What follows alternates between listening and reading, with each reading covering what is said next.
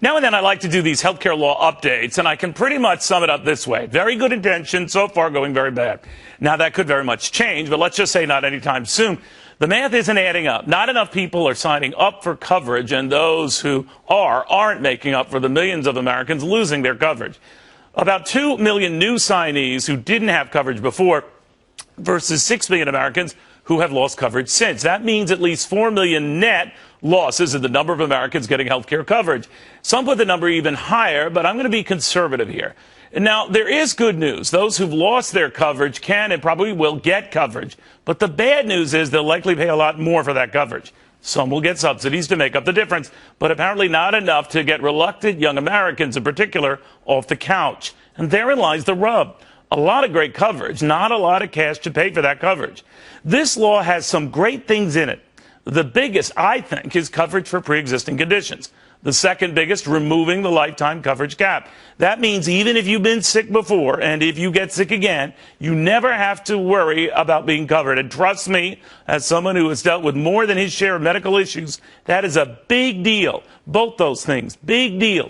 Unfortunately, they come with a big price. As I said when they were crafting this, there is no recrafting simple math. If you want more, it will cost you more.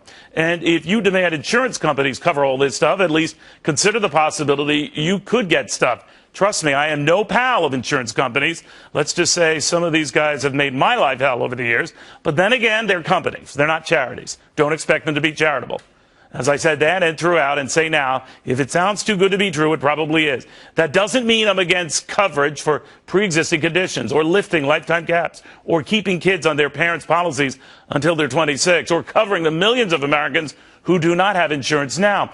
It's just that you can't do all that and not expect to pay more for that, or that your doctor will be able to stick to that, or you for that matter.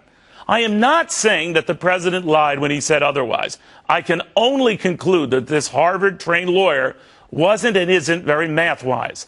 Every cause has an effect. Or in the cause of providing health care for those who didn't have it, the effect would be socking it to almost everyone else who did have it.